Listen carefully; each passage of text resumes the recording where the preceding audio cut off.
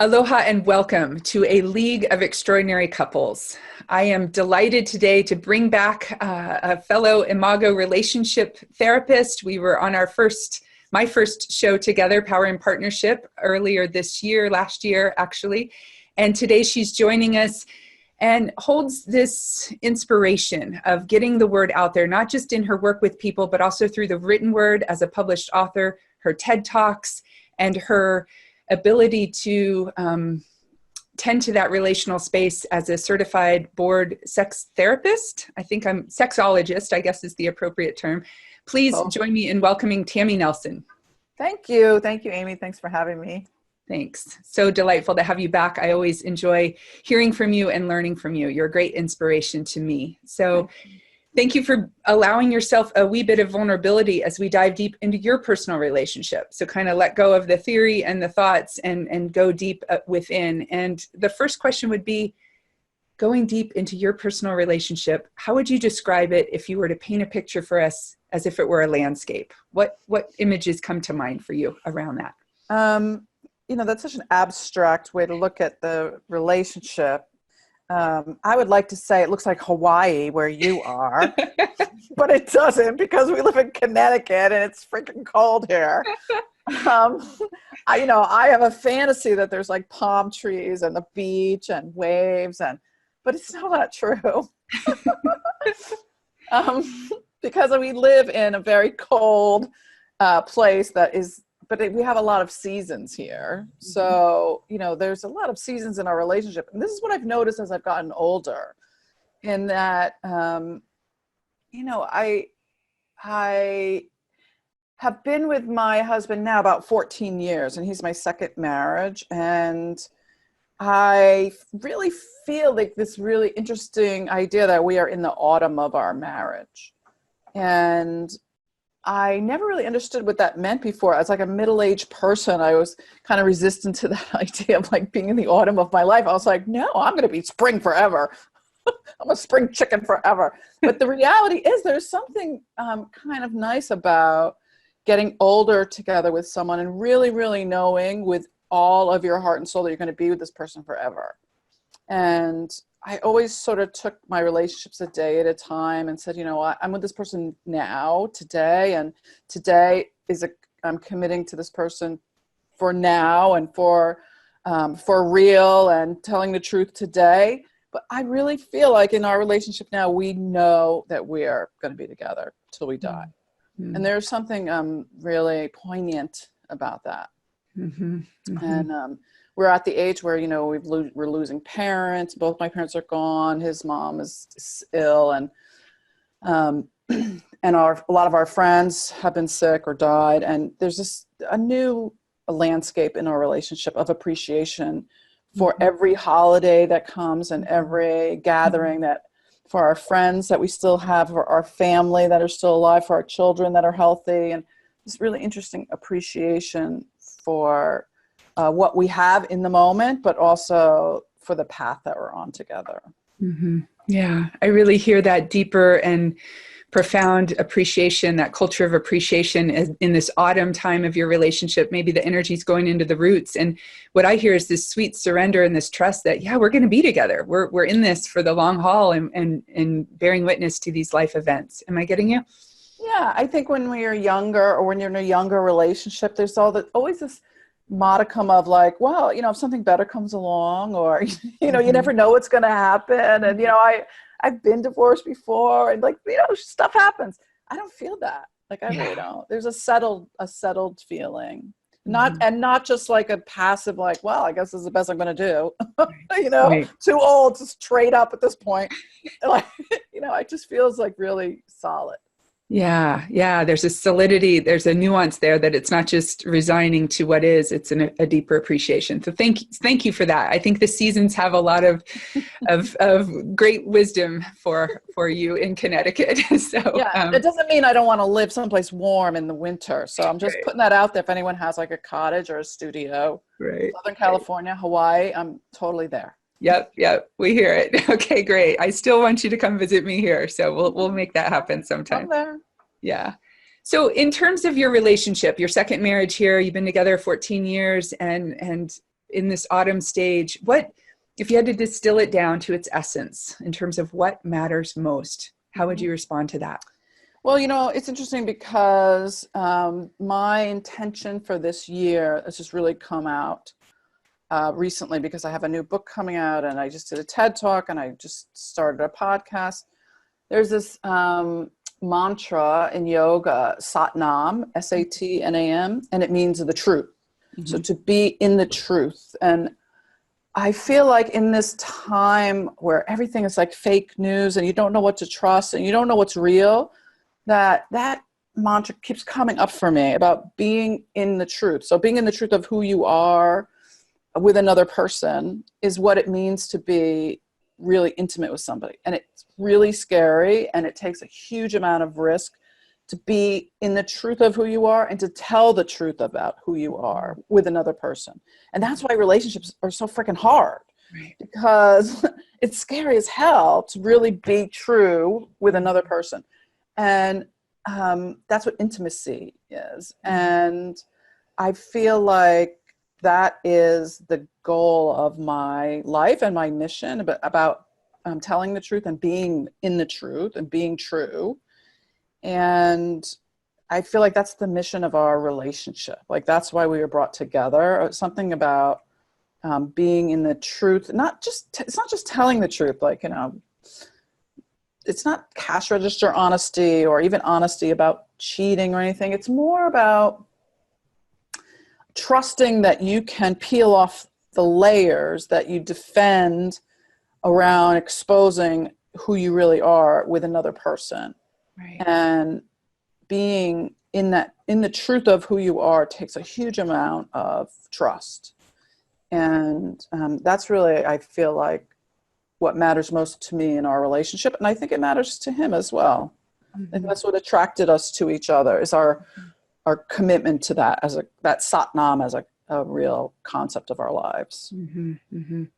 I love that you're bringing up Satnam. That's part of my tradition with the Kundalini yoga. And it's that the opportunity that relationships bring us. It's scary as hell, as you said, and it's this terrific opportunity to jump more fully into our authentic selves. And what a gift that you and your husband found that and have that mutual understanding, even if it's not, however it's expressed in all of its forms of being honest and living in the truth. So thank you for that. That does sound like a great distillation. And what about those times, if and when they come up, where there's that static or that rupture or the negativity? How do you dissolve that or work with that, Tammy? Yeah, I mean, I don't want to be fake about this. We fight all the time. Yeah. Like, constantly.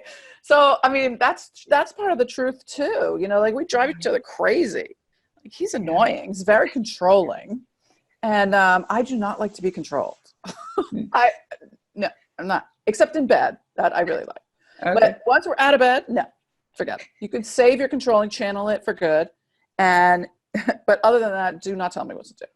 And so, that independence that I have, and his need to feel heard, that he has something to offer, that he knows what he's bringing to the table, that he's offering something of value. A lot of times we butt heads about that, because it feels to me like he's telling me what to do, implying that I don't know what I'm doing. Mm-hmm. And he's saying, no, but I have something important to offer, and I would like to be recognized for my wisdom. Oh no, I just roll my eyes, like, we know what the conceptual ideas are. But again, there's some challenges to repairing those ruptures that happen, that have to do with telling the truth of who we are. Mm-hmm. It's so easy to tell the truth about who he is. Right. Right. I can tell you all about who he is. Right. Right. Well, thank you for your honesty. That sense that, yeah, we fight all the time. This stuff comes up and I don't like to be controlled. What struck my curiosity in all of that, beyond just the honesty around that, which I greatly appreciate, is you're okay with it in bed, but not outside of that realm. Would you be willing to say a little bit more about that? Yeah, I'm happy to. I think for women who have, who are super busy, who have a really powerful life, outside of the bedroom. Like, I'm in control of my business. I'm in Mhm. control. I was in control of my kids, although they're all launched and now they have Right. their own life. They don't like to be told what to do either now. But I'm in control of my house. I'm in control of, I have 2 offices. I just wrote my 4th book. I supervise a ton of people. I have an institute where I train people. Like, I'm in control of a lot of stuff. And the Mhm. one place I don't want to be in control is in bed. I really don't. Like, Mhm. I am not into being dominant in bed, although I do like to initiate sex. But when I really like him to be in charge. Like, I love that feeling of being able to just surrender and go, oh, I Mhm. can just receive pleasure and I don't have to do anything. It's fabulous. I'm like all over that. And then when I get out of bed, I'm like, okay, I'll take it from here. Mhm. Like, I'm okay. Thanks. Yeah, I'm listening with every, curiosity in my own personal relationship as well as the professional work that I do. But just that willingness to surrender and that willingness to let go of control. My coach told me you can control yourself right out of success. So I'm like, okay, how do I surrender there? Because being the CEO of my life, I am in charge of so many things, but the realm of sex, it's yeah, there's a whole lot there I want to say. But what struck me in what you just said that I want to respond to is you said, but you're the one who initiates. Would you be willing to say a little bit more about that? Yeah, I think it goes to the idea of the submissive person is always has the most control Right. because you get to say when it starts, how long you go for, when it stops. If you have a safe word and you want to really stop, like, okay, this is too much. Um, I think that the person who is more dominant has to really be so in tune with the person who's more submissive. And that makes the person who's more submissive really trust and really capable of letting go. If you know someone else is really in charge and totally focused on you, and what a wonderful way to really let go and receive. And for women, anatomically, we need to know that we can relax and let go in order to have an orgasm. That's just the way that anatomically we're wired. And Right. so if we're anxious or worried or thinking about, oh my God, what's the other person thinking? Is this going to happen? But then we can't orgasm because the more we're spectatoring, we're Right. outside of our body looking in. And I love the idea of this mindful sex where I can just be totally in the moment and really trust my partner and really be able to let go and receive pleasure. That's one of the things that as women, we're so busy and pleasure goes to the bottom of the list. Right. Like we could binge on it maybe on vacation, but then we have to come back and feel guilty and hungover and broke. And then we have to go right back into work Right. because that's how we deem success. Pleasure's not on the list. Yeah. Yeah. So I've realized the power in pleasure. Like, as a woman, that I think a lot of our power is in our capacity to experience pleasure and own it as the strength that it is. Hmm. I'm furiously writing down notes so you'll catch me like, oh gosh, yeah, yeah. So thank you. So let me see if I'm getting you. Would you say that when you're in the bedroom, you're in the submissive role? Not all the time. I mean, not all the Okay. time, but I am able to let him be more dominant in bed and let him boss me around where, Mm-hmm. Mm-hmm. where he would not be able to do that in the kitchen. Right. Right. We don't cook well together. Yeah. When he says it needs more salt, I'm like, no, it doesn't. Right. Right. Right. Okay. So I'm going to go off of this in a moment here. So in that, being the one who initiates sex, that's usually the one in the submissive role, because you can say when it's going to start and stop and all of that. That's still the person that's in control. Yeah, the submissive person, it doesn't mean I initiate sex all the time, but if I say no, it's not going to happen, right? Mhm. So Yeah. Okay. I have a lot of control. Yeah. If Yeah. I'm not in the mood and I'm like, oh, I'm too tired, then probably not Yeah. going to happen. Yep. So the main takeaway for our audience today in any of that is women have the power of pleasure, and both men and women, or women and women, however that works out, pay attention to that there's a fertile landscape there worthy of exploration. Yeah, Agreed? both giving and receiving. And receiving is not just passive where you should feel guilty, and there's something really powerful about the capacity to receive pleasure and be in that space. That's very powerful, and there's a lot of energy there. And there's a lot of truth in that. Being true to who you are, what you really want, it's very brave. Mm. Mm. Tammy, the timing of this is just rocking my world. This is exactly what I needed to hear today. Mahalo nui loa, great big thanks. And so if we're to go to that, and we're already talking at length about, the sexual energetic exchange, but in other ways that you deepen the connection in your relationship, how would you respond to that?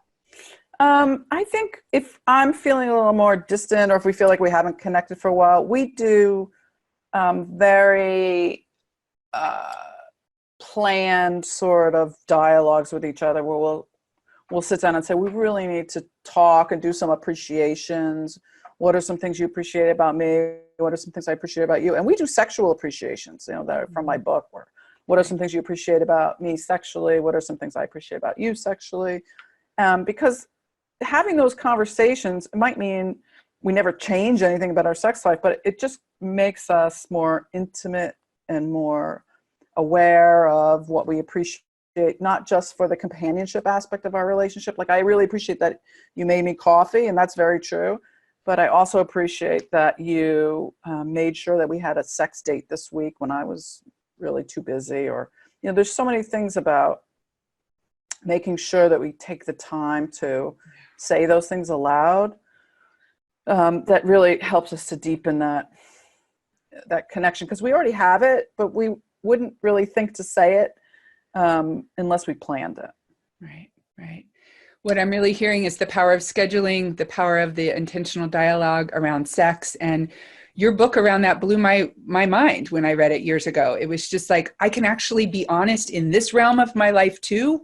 Whoa. And I'm going to take a moment, if I may, and be transparent that came up this morning, and I'm getting ready to leave for San Diego for leadership training. I'm going to be gone 10 days. And I'm like, oh, we got to get sex in before I leave. And I'm here. And Yay. I came upstairs and my husband had just masturbated, and you would have thought my world fell out underneath my feet.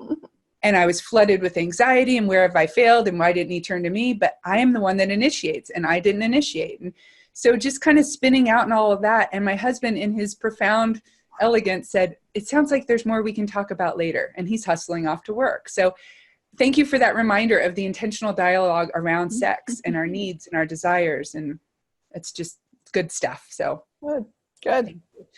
Thank you. So we've covered the landscape, the negativity, what matters most, deepening connection, and then to give people a taste of what's coming up with your book launch coming out February 11th, and also any free gift offering. How would you like to introduce that to our audience today? Well, speaking of the truth, I have a new book coming out February 11th, which is called When You're the One Who Cheats. So it's a book for the person who's actually had the affair or having an affair, because I think it's important to look at what integrity really means and how to tell the truth, even to yourself, to figure out what you really want. So that comes out February 11th. You can add it to your wish list before that, but I hope everyone will buy it after that. Or you can find it on my website, which is drtammynelson.com. And if you go to my website or you email me, and Amy will tell you how to find me, but it's Tammy at drtammynelson.com, and we'll give you a free ebook on 6 weeks to erotic recovery. So it tells you how to have 6 of these great sex dates that Amy and I are talking about, and how to make all these exciting, sexy things happen for you and your partner. Yeah. Well, it probably goes without saying that I'll be opening up that free gift and exploring that realm of my life as well, because it is a fruitful endeavor to embark upon. So thank you for reminding us of that and just speaking so honestly. I mean, you're there, you're embodying what you're talking about. And I think that's what makes this idea of having extraordinary relationships possible for all of us.